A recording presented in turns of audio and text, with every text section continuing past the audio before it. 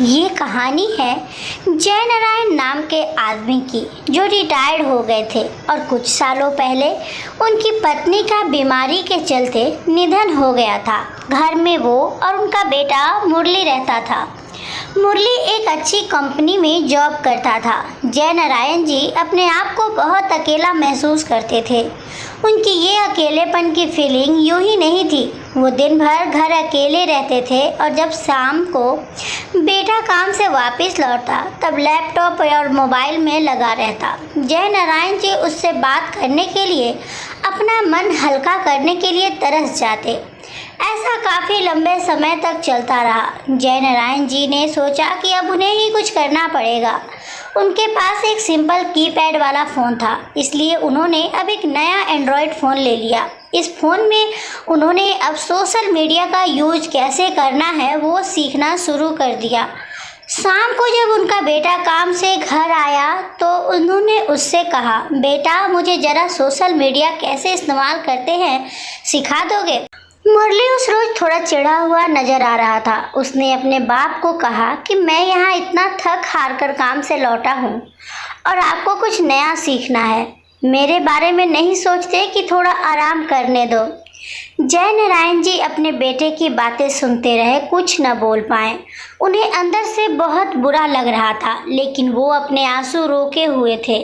अगले दिन सुबह जय नारायण जी ने अपने बेटे के लिए उसके मनपसंद का नाश्ता बनाया। नाश्ता करते हुए बेटे का मूड अच्छा लग रहा था, इसलिए जय नारायण जी ने फिर से उससे कहा कि बेटा मैंने सोशल मीडिया पर अकाउंट तो पड़ोसी के लड़के से बनवा लिया है, अब तो मुझे बता दे कि इस पर पोस्ट कैसे करते हैं। अपने बाप की बातें सुनकर इस बार मुरली जोर जोर से हंसने लगा और कहने लगा, क्या पापा आप भी इस उम्र में कहाँ सोशल मीडिया के चक्कर में पड़ रहे हो?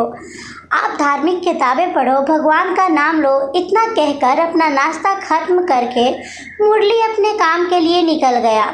जय नारायण ने उसके बाद भी एक दो बार अपने बेटे से सोशल मीडिया सिखाने के लिए कहा, लेकिन उसने अपने बाप की बात पर ध्यान नहीं दिया। एक दिन रात को मुरली पानी पीने के लिए उठा तो उसने देखा कि उसके पापा के कमरे की लाइट चालू है। उसे थोड़ी चिंता हुई, इसलिए उसने खिड़की से झांक कर देखा तो उसके पापा मोबाइल पर सोशल मीडिया पर कुछ पोस्ट कर रहे थे। वो वहाँ से अपने रूम में चला गया और सो गया। मुरली सवेरे नींद से जागा और जब उसने अपना सोशल मीडिया चेक किया तो वहाँ पर उसके पापा की फ्रेंड रिक्वेस्ट आई थी।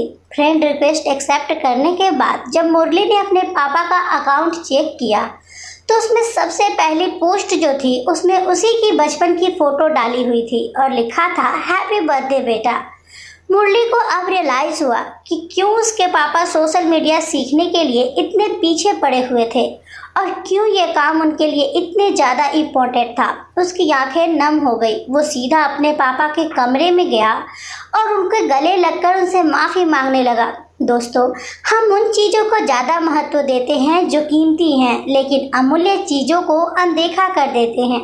माँ बाप और बाकी रिश्ते, इनको कोई भी कितनी भी कीमत देकर कभी खरीद नहीं सकता, इसलिए इनकी वैल्यू करना शुरू कर दे।